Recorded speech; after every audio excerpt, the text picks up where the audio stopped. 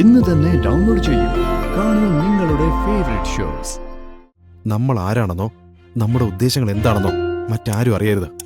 ഇല്ല, സത്യം. ഇനി എന്റെ ഭാഗത്ത് നിന്ന് ഒരു കുഴപ്പമുണ്ട്. ഞാനായിട്ട് പറഞ്ഞ് ആരും ഒന്നും അറിയേ. അമ്മച്ചി സത്യം. എല്ലാം ഞാൻ കേട്ടു.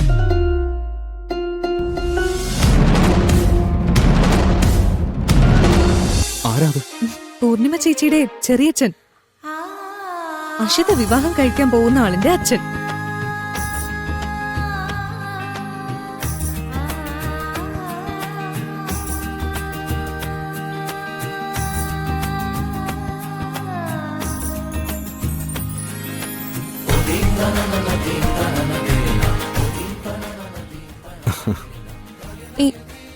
എന്താ കിരൺ ചിരിക്കുന്നേ? താൻ എന്തായി പറഞ്ഞു വരുന്നേ? ആ മനുഷ്യൻ എന്റെ അച്ഛനാണെന്നോ? നമ്മൾ അന്വേഷിച്ച മോതിരം അദ്ദേഹത്തിന്റെ വിരലിലുണ്ട്. അതുകൊണ്ടിപ്പോ എന്താ? ഒരുപോലെയുള്ള എത്ര മോതിരങ്ങൾ ഉണ്ടാവും?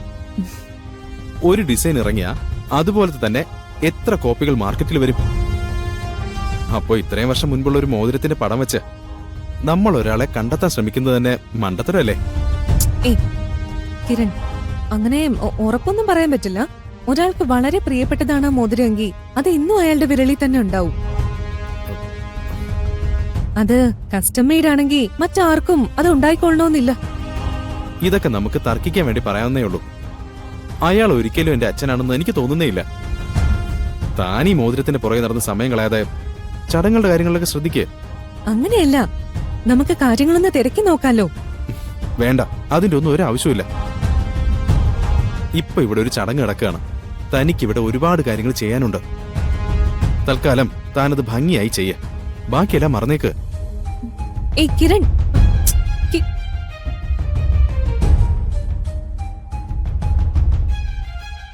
ചന്ദ്രമതി ആന്റി പറഞ്ഞതാ ശരി. എനിക്കിതൊന്നും ഇഷ്ടപ്പെടുന്നില്ല. ഇങ്ങനെ ദാരിദ്ര്യ സെറ്റപ്പിൽ എന്റെ കല്യാണം നടത്താൻ നോക്കിയാൽ ഞാൻ സമ്മതിക്കില്ല. അതിപ്പോ ആര് പറഞ്ഞാലും എത്ര തല്ലിയാലും നടക്കത്തില്ല. ഞാൻ സമ്മതിക്കില്ല. നീ ഇപ്പൊ എന്തിനാ അതൊക്കെ പറയുന്നേ? നിന്നെ ഇപ്പൊ തൽക്കാലം കെട്ടിക്കുന്നില്ല. എന്താ പോരെ? മതി, കുറച്ചു കഴിയുമ്പോ മാറ്റി പറയാതിരുന്നാ മതി.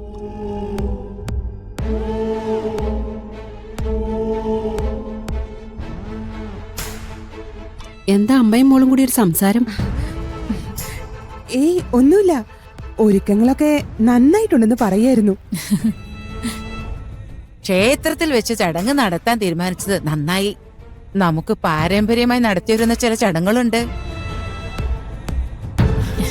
എന്താ വേണ്ടതെന്ന് പറഞ്ഞാ മതി, എല്ലാം ചെയ്യാം. ശരി. അത് പിന്നെ ആന്റി, മോതിരം മാറുന്നതിന് മുമ്പ് ചെക്കനെയും പെണ്ണിനെയും ആരതി ഒഴിയണം. അതെ, ദൃഷ്ടിദോഷം ഉണ്ടാവാതിരിക്കാനും സർവ്വ ഐശ്വര്യം ഉണ്ടാകാനും വേണ്ടി ചെയ്യുന്നതാണ്. ശരി, ചെയ്യാം. നിങ്ങളിരിക്കെ, ഞാനും നാത്തിനും കൂടി അപ്പുറത്തൊന്ന് ചെല്ലട്ടെ. അവിടത്തെ കാര്യങ്ങളൊക്കെ നോക്കണമല്ലോ. ശരി, എന്നാ ശരി ശരി.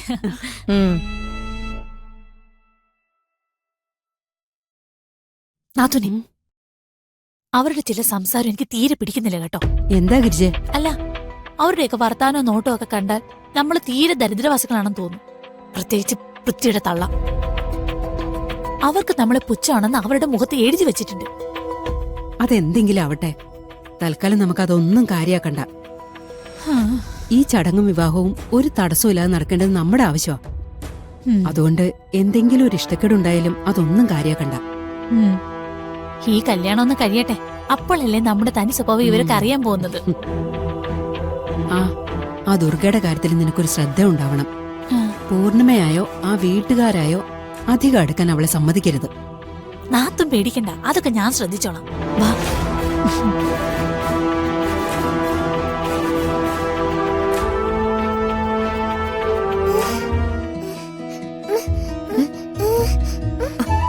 എന്താ? ബലൂൺ ബലൂൺ വേണോ? അമ്മ പോയി മോൾക്ക് മേടിച്ചരാട്ടോ. പിന്നെന്താ? No no no no.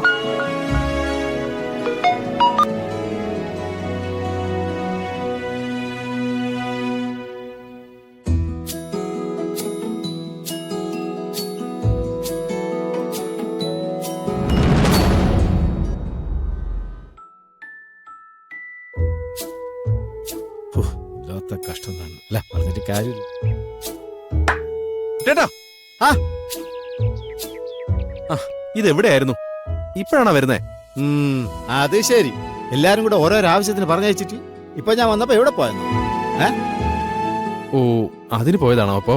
ആ, അതിപ്പോ നാളെ നോക്കിയാലും മതിയായിരുന്നു. അതത്ര ഇമ്പോർട്ടന്റ് ആയ പ്രശ്നമൊന്നുമല്ലല്ലോ. ആയിരിക്കും, പക്ഷേ എനിക്കത് ശരിയാവൂല. എന്റെ അടുത്തൊരു കാര്യം ഏൽപ്പിച്ച എനിക്കത് കറക്റ്റായി ചെയ്തില്ലെങ്കിൽ ഒരുമാതിരി ടെൻഷനായി പോകും ഞാൻ. ഇപ്പൊ ആ ടെൻഷനൊക്കെ മാറിയില്ലേ? പിന്നെ മാറി. ഇനി സമാധാനമായിട്ട് ചടങ്ങി നിൽക്കാമല്ലോ. ആ അതെ. ദുർഗയെ കണ്ടോ? ഇല്ല, എവിടെ? വാ നോക്കാം. ആ ദേ ദുർഗ. ആ ദുർഗേ.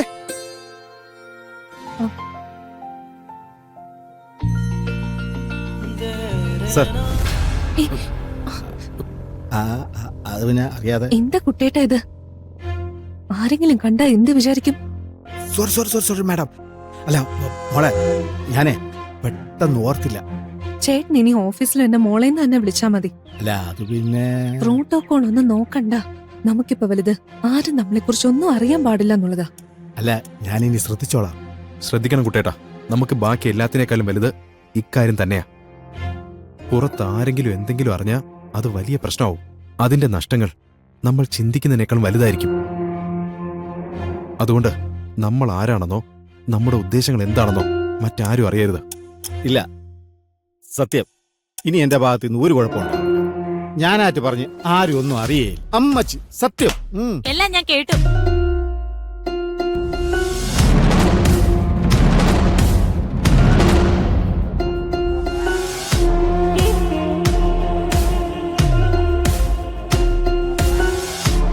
നിങ്ങൾ പറഞ്ഞതെല്ലാം ഞാൻ കേട്ടു. നിങ്ങളുടെയൊക്കെ പ്ലാനിങ് ഫുള്ളും ഞാൻ കേട്ടു. കലവറയിലെ കാര്യങ്ങൾ നോക്കി ജോലികളെല്ലാം ചെയ്യാൻ പറഞ്ഞിട്ട് നീ ഇവരുടെ കൂടെ ചേർന്ന് നിശ്ചയം കുളമാക്കാൻ നോക്കാണല്ലേ? ഗിരിജേ, എന്തോന്ന് ഗിരിജേ? തലയ്ക്ക് വല്ല കുഴപ്പം വല്ല ഉണ്ടാ? അതുമല്ല, ദുർഗമോൾ എന്തിനാ നിശ്ചയമൊക്കെ മുടക്കുന്നേ? അതൊന്നും നിങ്ങൾക്കറിയില്ല. എനിക്കറിയാം. ഞാനിവിടെ വന്നപ്പോ മുതൽ ശ്രദ്ധിക്കുകയാണ്. ഗിരിജയ്ക്ക് എന്താ പറ്റിയത്? ആ സൗദാവന്യമ്മൻ ദേവേട്ടനൊക്കെ എന്ത് നല്ല ആൾക്കാരാ. ആ കൂട്ടത്തിലുള്ളതല്ലേ ഗിരിജയും? നീ എങ്ങനെ മാറിപ്പോയി? കഷ്ടം തന്നെ ഏട്ടാ. നീയൊക്കെ ഓരോ അയാൾ പറഞ്ഞ് പഠിപ്പിച്ചതല്ലേ? അയ്യോ, ഞങ്ങളൊന്നും പറഞ്ഞല്ല. നിന്റെയൊക്കെ മനസ്സിൽ എന്താണെന്ന് എനിക്ക് നന്നായിട്ട് അറിയാം. വെറുതെ എന്നോട് നുണ പറയാൻ നിക്കണ്ട. നിന്നോട് ഇവിടെ നിന്ന് കറങ്ങാതെ പോകാൻ പറഞ്ഞതല്ലേ? പിന്നെ എന്തിനാ നീ ഇവിടെ നിൽക്കുന്നത്? ജോലി ചെയ്യാൻ പറഞ്ഞ അത് കേൾക്കാതെ വായി നോക്കി നിന്നോണം. നീ മിണ്ടരുത്.